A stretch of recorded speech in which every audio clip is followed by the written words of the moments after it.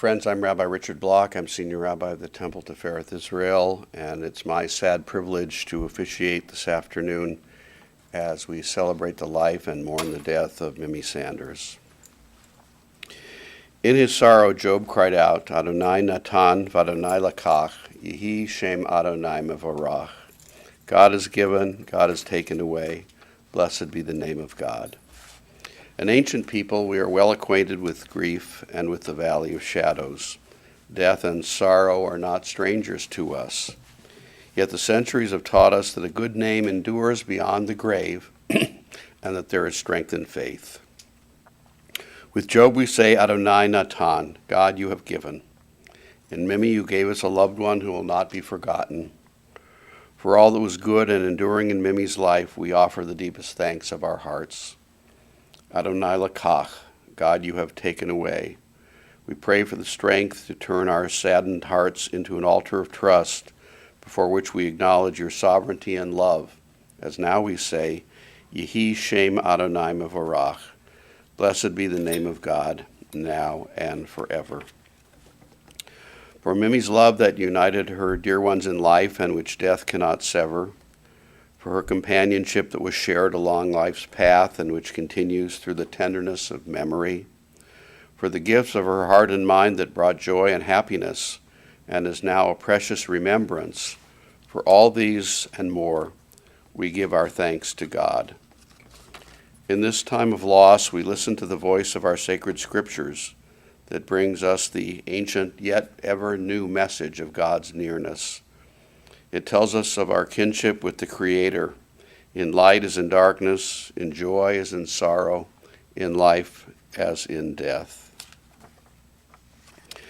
Adonai, who may abide in your holy mountain, who may dwell in your house, those who are upright, who do justly, who speak the truth within their hearts, who do not slander others or wrong them or bring shame upon them, who scorn the lawless but honor those who revere God, who give their word and come what may do not retract, who do not exploit others, who do not take bribes.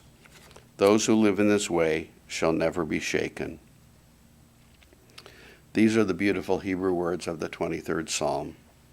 Adonai ro'i lo ektsar, b'nodeshe yarbitzeni, al mei menuchot yenachaleni, nafshi yeshovev, Yancheni v'magle tzedek lema'an shemo, gam ki elech b'geitz al mavet lo ira ra, ki ata imadi, shivtecha umishantecha hema yenachamuni, ta'aroch lefanai shulchan neged sorarai, deshanta v'shemen roshi kosi revaya, ach tov v'chesed yirdefuni kol yemei chayai, v'shavti b'veit Adonai, l'orach yamim. I invite you to join me. The Lord is my shepherd, I shall not want. He maketh me to lie down in green pastures. He leadeth me beside the still waters. He restoreth my soul. He guideth me in straight paths for his name's sake. Yea, though I walk through the valley of the shadow of death, I will fear no evil, for thou art with me. Thy rod and thy staff, they comfort me. Thou preparest a table before me in the presence of mine enemies. Thou hast anointed my head with oil, my cup runneth over. Surely goodness and mercy shall follow me all the days of my life, and I shall dwell in the house of the Lord forever. From Psalm 90. O God, you have been our refuge in every generation. Before the mountains came into being, before you brought forth the earth and the world, from eternity to eternity you are God. You return us to dust. You decree, return you mortals. For in your sight 1,000 years are as yesterday when it has passed, as a watch in the night. You engulf us in sleep. We are like grass that renews itself. At daybreak it flourishes anew. At dusk it withers and dries up. The span of our life is 80 years and 10, or given strength 80 years. But the best of those years have trouble and sorrow. They pass by speedily, and we are in darkness. Teach us, therefore, so to number our days that we may attain a heart of wisdom. Turn to us, O God. Show mercy to your servants. Satisfy us at daybreak with your steadfast love, that we may sing for joy all our days. Let your deeds be seen by your servants, your glory by their children. May your favor, O God, be upon us. Establish the work of our hands, that it may long endure.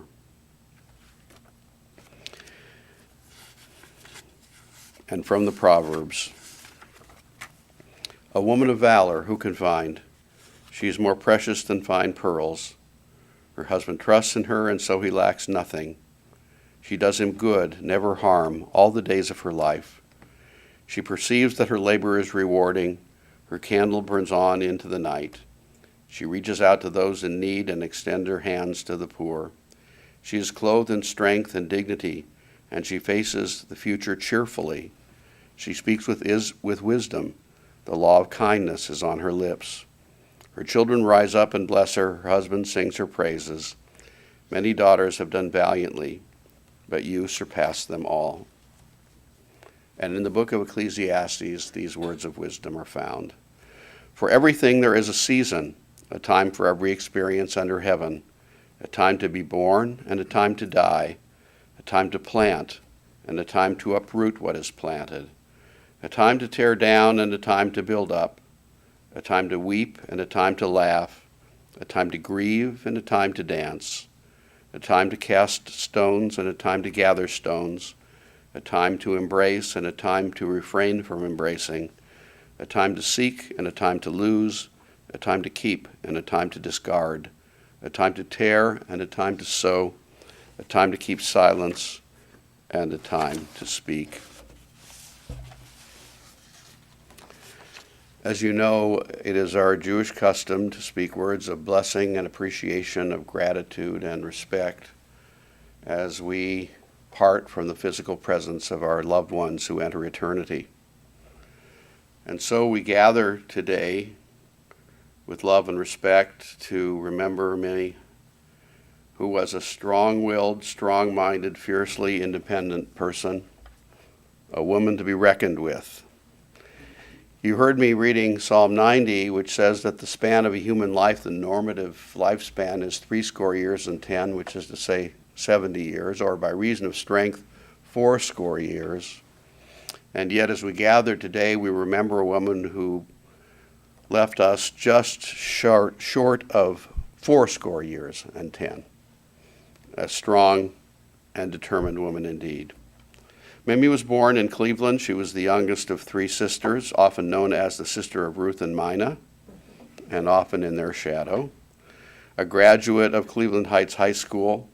Upon graduation, she went to work briefly for a time at the telephone company as an operator. She was blessed with an attractive and vivacious nature, a radiant smile, an upbeat, optimistic personality. And as she told the story in later years, on numerous occasions, she did not lack for male companionship. She reluctantly, however, went on a blind date with Shelley, who had recently gotten out of the service. The date was arranged by a girlfriend of her mother, who had been Shelley's high school classmate. According to Mimi, she played hard to get, and it must have worked. They were married in 1947, when she was 20 and he was 23. In later years, theirs was something of a peripatetic existence. After several decades in Cleveland, they moved first to Augusta, Georgia, and then for Atlanta for Shelley's work. Retired to Florida in 1985, where they enjoyed life, including years of closeness and activities with Shai and Mina. They returned to Cleveland in 2005 after the 4th hurricane passed through their parking lot. And many of their friends had left Florida or had passed away. Shai and Mina had also returned to Cleveland. They spent a great deal of time together, whether watching TV at home or traveling mostly in the region, though also once to Israel despite Shelley's terrible fear of flying. Marty put it this way: Shelley didn't want to do anything until Mimi told him what he wanted to do. And then they did it together. Together they enjoyed 66 years of love and bickering, faithfulness and devotion. That quality of devotion was demonstrated most clearly during the last 3 years of Shelley's life when he was living and being cared for at Menorah Park, and Mimi lived nearby at Myers Apartments. She visited him daily, spending the entire day with him, keeping him company. Theirs was what we might call an old-fashioned marriage, for better or worse, for richer or poorer, in sickness or health, until they were parted by death. Mimi was also devoted to their children, Howard, Scott, and Marty, to her grandchildren, Jamie, Evan, and Julie, to her sisters who predeceased her, and her numerous nieces and nephews.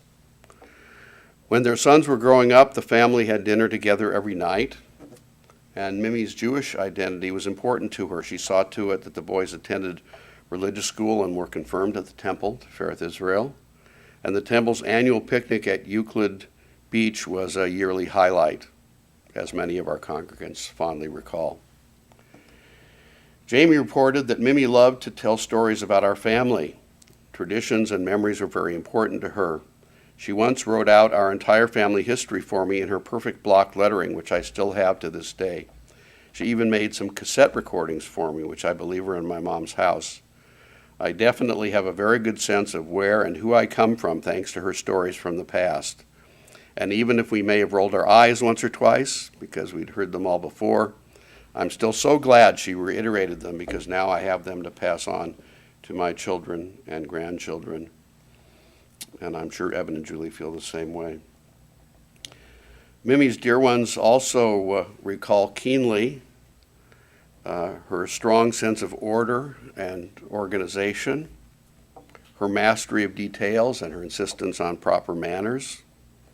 She was meticulous and fastidious to a fault. Her home was immaculate. Everything, wallets, purses, sweaters, whatever it may be, needed to be in its place, and often was protected by its own separate plastic bag. The positive side of this obsession, as Evan put it, was that Mimi remembered every birthday and special occasion in the life of her family members. She retained detailed memories of what they did and where they were and their activities and interests and what was going on in their lives.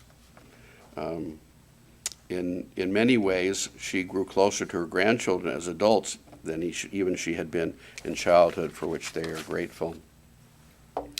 And they could never remember her angry. Just as Mimi's home was immaculate, she took great pride in her appearance. Weekly visits to the beauty parlor to have her hair and nails done were an essential, non-negotiable aspect of her life for more than 60 years. Jamie came to share Mimi's love of beauty, a special source of connection with them and an inspiration for her becoming a beauty blogger. Mimi's niece Sarah observes that Mimi always looked really pretty and liked to pamper herself.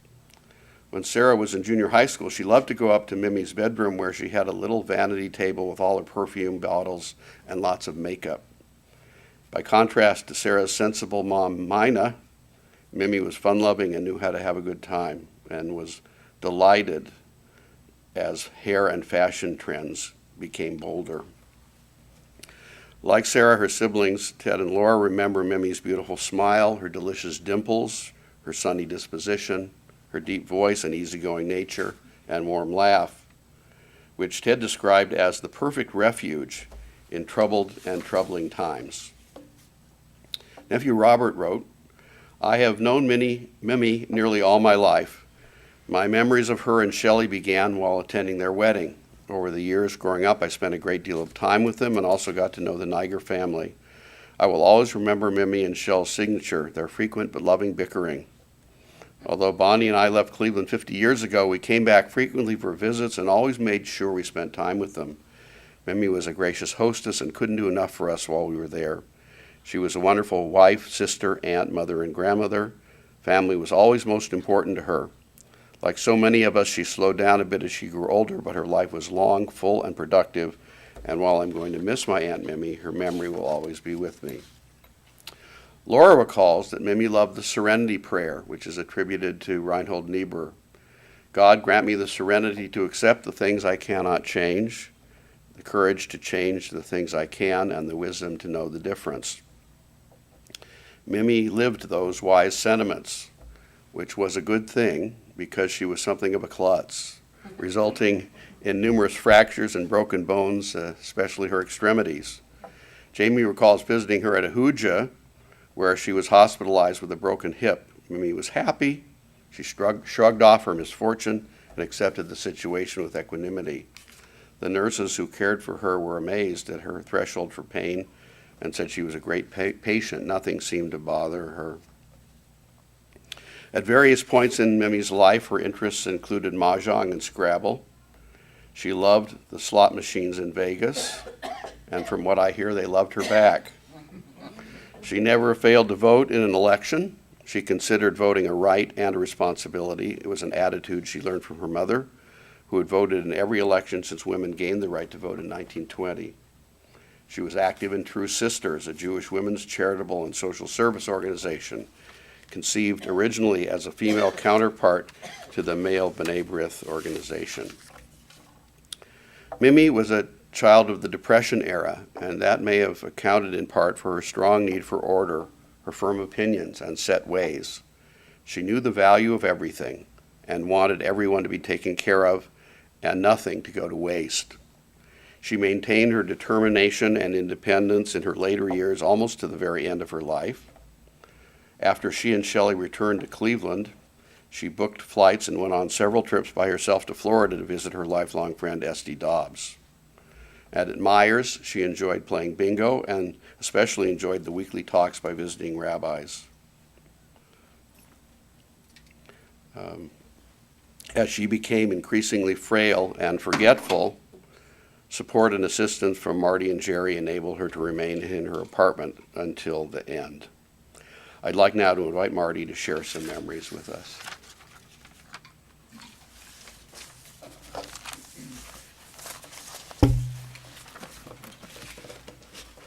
Thank you.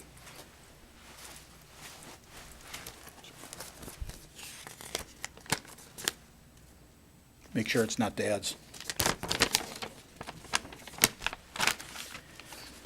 Good afternoon, everybody. Thank you for joining us today, both here and for those that may be online.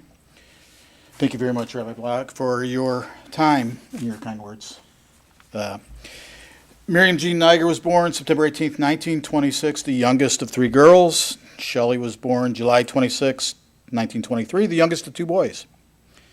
They were married April 20th, 1947, and following Howard and Scott, I am the youngest from that union. What are the traits of the youngest? Risk takers, rebels, smart Alex?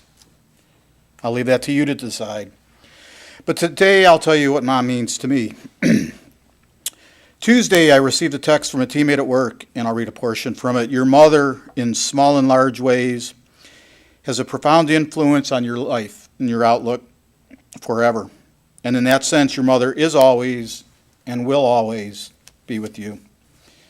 And I'd like to share a few of these influences. One memory of the small way Mom was an influence was her role as a room mother when I was at Hilltop School. Take a look at any of my pictures and you'll see a perfect part. Recently, though, not so much. Another's our love for chocolate. Mom made sure there were always sweets in the house, and I always made sure to eat them. Once Mom started a project, she would not stop until it was completed. Photo albums, contact paper in the closets, easy. 1,000-piece jigsaw puzzle, done before bed. Did I mention the bed was 3 a.m. that night? Several years ago, I started to sort the Trivial Pursuit cards numerically. Yes, they are numbered, and I finished. There are 1,000 cards in each set, exactly. But these small influences bring order to my life. Julie's toys always put away, ready for use another day. Work always completed, finishing a chapter in a book or watching a movie to its completion. It's just routine. Benjamin Franklin's credited for saying a place for everything and everything in its place. Or maybe it was really Miriam Sanders. When helping Mom move from the Hamptons, we all said, where did she keep all the stuff? but I learned Mom taught me organization, and I use this skill every day. However, it's the big lessons for which I will always remember her. She was always giving to the less fortunate, and True Sisters comes to mind. But so do the countless rides and spare change she donated for others. Mom taught me to be happy through others' happiness, take comfort by making others comfortable, and to be proud of someone else's accomplishments. She positively beamed about her 3 grandchildren and her family's 3 generations in the law field. Family meant most of all to Mom. That includes the occasional lunch at the sanctuary and Friday afternoons with the rabbi at Menorah Park. But it also includes 2 years of standing by Dad's side when he was wheelchair-bound. Rabbi Bach painted a great picture of Mom, not just a portrait, but an image with many dimensions. In our family, Mimi's the last of her generation to pass away. She taught me, and I think all of us, loyalty, devotion, and commitment. She did this smartly and with a sense of humor. It's now our turn to be loyal, dedicated, and committed.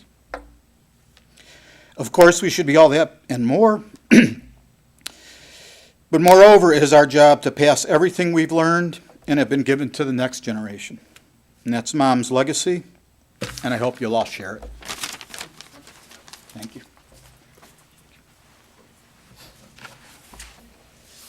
Thank you, Marty, for those beautiful remembrances.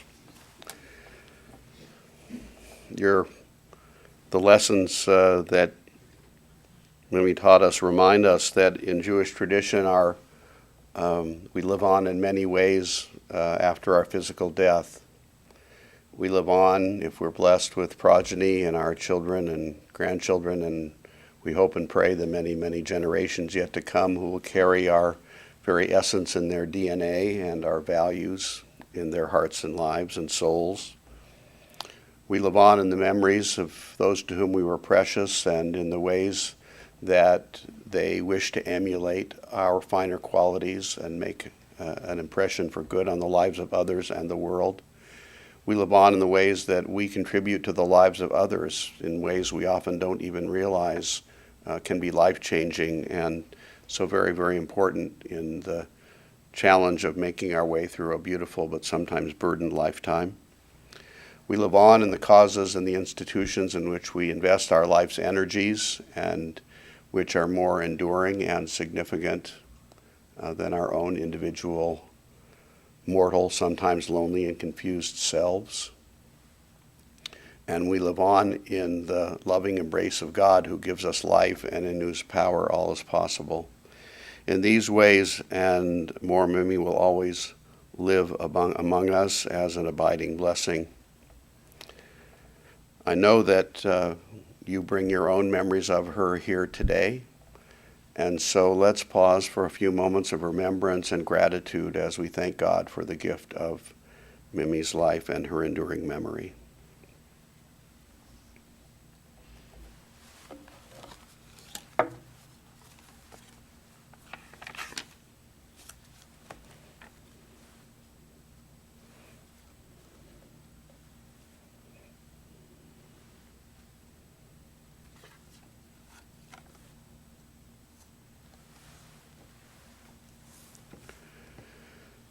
Birth is a beginning and death a destination, but life is a journey, a growing from stage to stage, from childhood to maturity and youth to age, from innocence to awareness and ignorance to knowing, from foolishness to discretion and then perhaps to wisdom, from weakness to strength and strength to weakness and often back again, from health to sickness and back we pray to health again. From offense to forgiveness, from loneliness to love, from joy to gratitude, from pain to compassion and grief to understanding, from fear to faith, from defeat to defeat to defeat, until looking backward or ahead we see that victory lies not at some high place along the way, but in having made the journey stage by stage, a sacred pilgrimage. Birth is a beginning and death a destination, but life is a journey, a sacred pilgrimage made stage by stage, from birth to death, to life everlasting. As you are able, we invite you to rise for the memorial prayer, El Malei Rachamim. El Malei Rachamim, Shochein Bam Romim, Hamtzei Menucha Nachona Tachat Kanfei HaShekhinah, Im Kedoshim U'Toharim Kazohar HaRakia Mazhirim, Et Nishmat Miriam Bat Ari V'Idit Shehalcha La'olama, Bala Rachamim Yasdi Reha B'Seiter Kenefav La'olamim, V'Yitzror B'Tzor HaChayim Et Nishmata, Adonai Hu Nachalata, V'Tanuach B'Shalom Al Mishkava, V'Nomar Amen. Compassionate God, eternal Spirit of the universe, grant perfect rest in your sheltering presence to Miriam Sanders, whom we knew and loved as Mimi, who has entered eternity. O God of mercy, let her find refuge in your eternal presence, and let her soul be bound up in the bond of everlasting life. God is her inheritance. May she rest in peace. And let us say, Amen. Friends, before we recite Mourner's Kaddish, let me simply announce that all of friends are cordially invited to visit with the family this afternoon at the social room at Meyer's apartment at 27,200 Cedar Road in Beechwood from 4 to 7 p.m. We'll be reading Mimi's name on the memorial list at the Temple Tifereth Israel for the next 4 Friday evenings. Our services are at 6 o'clock. And all are welcome to join us in memory and in worship. Our concluding song today is the Kaddish. It's a prayer that in Jewish tradition is associated with loss and with death, but it's a prayer that makes no mention of death. It's an affirmation of life. It's an affirmation of our gratitude for Mimi's life and for our own, because every loss reminds us that we are not guaranteed health or strength or prosperity or happiness or length of days, that each day is a precious gift to be used to make the world a bit more kind and fair and loving, so that when our time comes to be remembered, whether it be soon or as we hope and pray many years from now, we'll be remembered with gratitude, with respect, and with love, as Mimi will always be remembered. I invite you to join the family in reciting these words hallowed by our tradition. Yit Gadal, Yit Gadash, Shemei Rabbah, Bi'almad, Ivrach, Yirate, V'yamlich, Malchute, V'chayechon, Uv'yomechon, Uv'chayedechol, Beit Yisrael, V'agalah, V'zman Kariv, V'imru, Amen.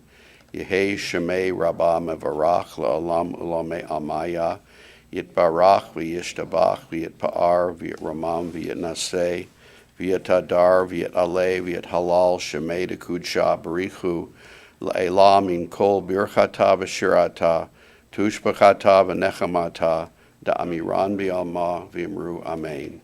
Yehei shalom rabba min shemaya v'chayim, aleinu ve'al kol Yisrael v'imru amen.